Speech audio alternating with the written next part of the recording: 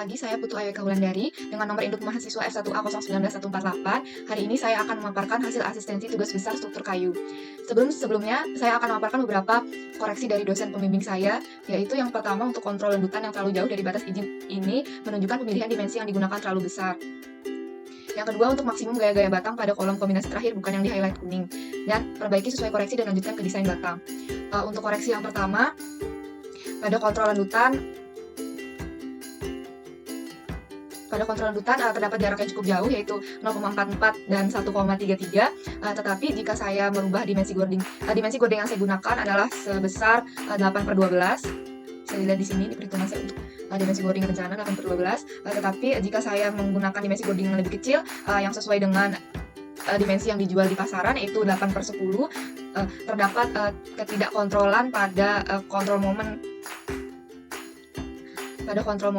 yaitu kontrol momennya lebih dari 1, maka saya tetap menggunakan dimensi gording 8/12. Untuk itu, kita akan ke koreksi yang kedua, yaitu maksimum gaya-gaya batang yang ada pada kolom kombinasi terakhir bukan yang di highlight kuning.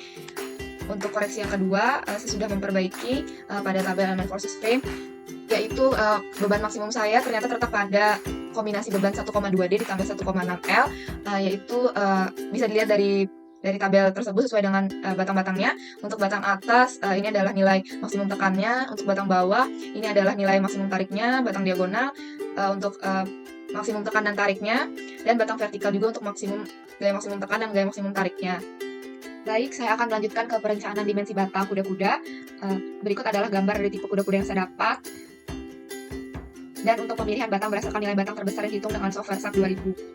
Ini adalah tabel dari rangkuman untuk besar gaya-gayanya sesuai dengan batang-batangnya, yaitu untuk jenis batang atas, gaya aksial tekannya didapatkan sebesar 3445,15 pada batang A6, digambarkan dengan warna merah. Lalu untuk jenis batang bawah, gaya aksial tariknya terdapat pada batang B4 sebesar 3206,09, digambarkan dengan warna biru. Lalu untuk jenis batang diagonal, mendapatkan diagonal untuk gaya aksial tekan dan tariknya, gaya aksial maksimum tekan dan tariknya pada diagonal 1 dan diagonal 2 untuk tekan sebesar 370,12 dan untuk tarik sebesar 1631,24, digambarkan dengan warna kuning. Dan yang terakhir untuk jenis batang vertikal, gaya aksial maksimum untuk tekan dan tariknya terdapat pada batang vertikal 1 dan vertikal 5 untuk tekan sebesar 1275,5 dan untuk tarik sebesar 2092,41, digambarkan dengan warna hijau. Lalu yang pertama kita akan merencanakan dimensi batang atas digunakan batang A6 dengan gaya maksimum tekan sebesar 3445,15. Lalu dibutuhkan juga modulus elastisitas sebesar 15.000 MPa, modulus elastisitas minimum sebesar 7.500 MPa, dan FC-nya sebesar 12,2 MPa didapatkan dari SNI 7973 tahun 2013. Dapat dilihat di tabel ini, tabel SNI, untuk modulus kuat mutu atau modulus elastisitas E15, maka FC-nya adalah 12,2. Selanjutnya untuk L1 adalah panjang batang A6 dan L2 adalah panjang batang A6 dibagi 2. D1 dan D2 adalah dimensi gording yaitu 12 dikali 8, 12/8, dan AG adalah luas dari dimensi gording yaitu 120 mm dikali 80 mm sama dengan 9600 mm. Selanjutnya kita akan menentukan panjang efektif kolom atau LE. Karena ujung batangnya sendi-sendi, maka KI-nya adalah 1, sehingga didapatkan LE1 sebesar 1330 mm dan LE2 sebesar 665 mm. Selanjutnya kita akan menentukan rasio kelangsingan. Untuk rasio kelangsingan yang pertama didapatkan sebesar 11,083 dan untuk rasio kelangsingan yang kedua didapatkan 8,313. Maka diambil rasio kelangsingan yang terbesar yaitu 11,083 harus kurang atau sama dengan 50, maka rasio kelangsingan ini dapat digunakan karena memenuhi syarat. Selanjutnya kita akan menentukan faktor-faktor koreksi. Saya akan memaparkan beberapa sumber dari faktor-faktor koreksi yang didapatkan. Untuk CM atau faktor layanan basah didapatkan 0,8 karena kedip udara. Lalu untuk CT atau faktor temperatur, karena kita asumsikan bahwa temperaturnya kurang dari 38 derajat Celcius, maka CT-nya kita ambil sebesar 1. Selanjutnya adalah CF atau faktor ukuran, karena faktor CF yang digunakan untuk koreksi ukuran standar pabrik, maka ditetapkan sama dengan 1. Selanjutnya adalah CI atau faktor tusukan, karena untuk CI faktor tusukan diambil 0,8, karena untuk tekan maka diambil 0,8. Lalu KF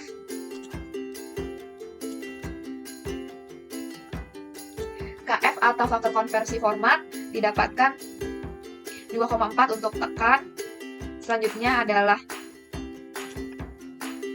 faktor ketahanan untuk ketahanan tekan sebesar 0,9. Lalu yang terakhir adalah faktor koreksi untuk faktor efek waktu untuk kombinasi beban 1,2D ditambah 1,6L, karena beban maksimum saya terdapat pada kombinasi beban dengan kode ini, maka diambil faktor efek waktu sebesar 0,8. Setelah kita menentukan faktor-faktor koreksi, maka kita akan menghitung kuat tekan FC atau kuat tekan terkoreksinya. Yang pertama kita akan mencari kuat tekan sejajar serat, didapatkan 9,76 MPa. Lalu kuat tekan mutu yaitu 0,75 dikali kuat tekan sejajar serat didapatkan sebesar 7,32 MPa. Maka kita akan mendapatkan kuat tekan terkoreksinya sebesar FC dikali faktor-faktor terkoreksi didapatkan 4,685 MPa. Lalu kita akan menghitung faktor stabilitas kolom atau CP.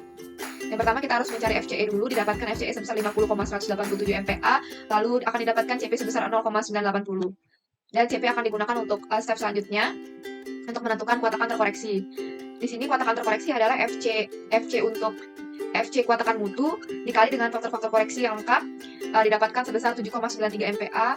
Maka setelah itu didapatkan kapasitas tekan terkoreksi sebesar 7.618,063 kg, sehingga kita dapat mengontrol gaya pada batang ini. Maka tadi gaya PU-nya didapatkan dari gaya maksimum batang tekannya harus lebih kecil atau sama dengan kapasitas tekan terkoreksinya. Maka karena syarat ini memenuhi, karena dia terkontrol, maka batang atas A6 dapat dikontrol atau memenuhi syarat. Selanjutnya kita akan lanjut ke perencanaan dimensi batang bawah. Digunakan batang B4, batang tarik, yaitu gayanya sebesar batang tariknya sebesar 3.206,09 kg.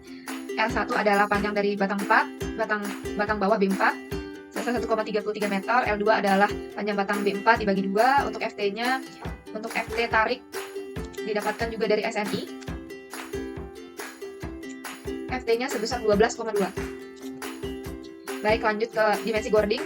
12/8, AG adalah luas dari dimensi gording, dan AN adalah AG per 1,25 didapatkan AM 7.680 mm².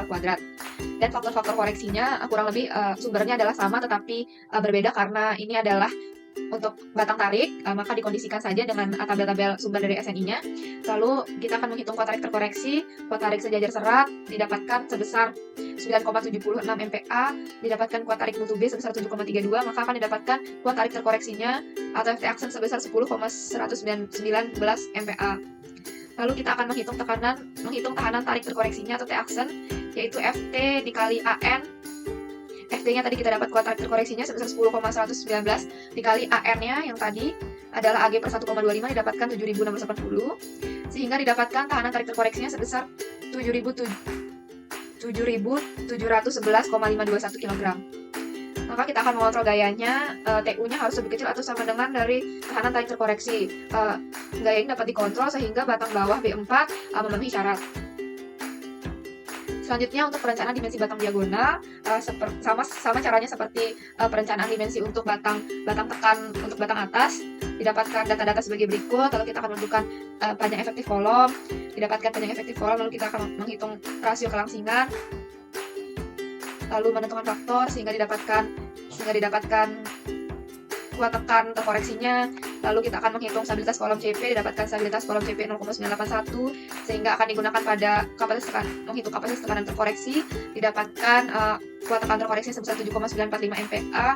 Lalu ini akan digunakan untuk mencari kapasitas terkoreksi tekan, didapatkan kapasitas terkoreksi tekan sebesar 7.627,634 kg.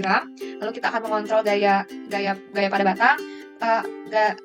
Gaya PU-nya harus lebih kecil atau sama dengan kapasitas terkoreksi tekannya, sehingga batang diagonal untuk D1 ini dapat dikontrol atau memenuhi syarat. Lalu pada diagonal tariknya sama juga caranya seperti untuk mengontrol batang bawah B4 didapatkan data-data sebagai berikut, lalu dicari faktor koreksinya, menghitung kuat tarik terkoreksi, didapatkan kuat tarik terkoreksi sebesar 10,119 MPa, lalu digunakan untuk menghitung tahanan tarik terkoreksi, lalu kita dapat mengontrol gaya batangnya. Gaya batangnya harus kurang atau sama dengan tahanan tarik terkoreksi sehingga batang tarik B2 dapat dikontrol atau memenuhi syarat. Selanjutnya untuk perencanaan dimensi batang vertikal.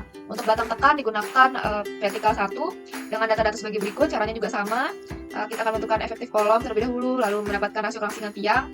Lalu kita akan menentukan faktor-faktor koreksi sesuai dengan tabel-tabel SNI, menghitung kuat tekan FC, mendapatkan kuat tekan FC sebesar 4,685 MPa, menghitung faktor stabilitas kolom atau CP, didapatkan CP sebesar 0,933, lalu CP akan digunakan untuk menghitung kuat tekan terkoreksinya sebesar 8,040 MPa, maka kapasitas terkoreksi tekannya didapatkan sebesar 7.717,951 kg. Sehingga gaya batangnya dapat dikontrol harus lebih kecil dari tekanan terkoreksi kapasitas terkoreksi tekannya, maka batang tekan untuk V1 dapat dikontrol atau memenuhi syarat. Dan selanjutnya yang terakhir, untuk batang vertikal yang tarik digunakan batang V5, yaitu dengan data-data sebagai berikut. Dicari faktor-faktor koreksinya, lalu kita akan menghitung kuat tarik terkoreksi, didapatkan kuat tarik terkoreksi sebesar 10,119 MPa, lalu kita akan menghitung tahanan tarik terkoreksinya atau T-aksen, didapatkan sebesar 7.771,521 kg, maka batang tariknya dapat dikontrol, harus lebih kecil dari tahanan tarik terkoreksinya, maka batang tarik untuk V5 dapat dikontrol atau memenuhi syarat. Sekian paparan hasil asistensi 3. Mohon maaf jika ada kesalahan, mohon bimbingannya. Terima kasih banyak.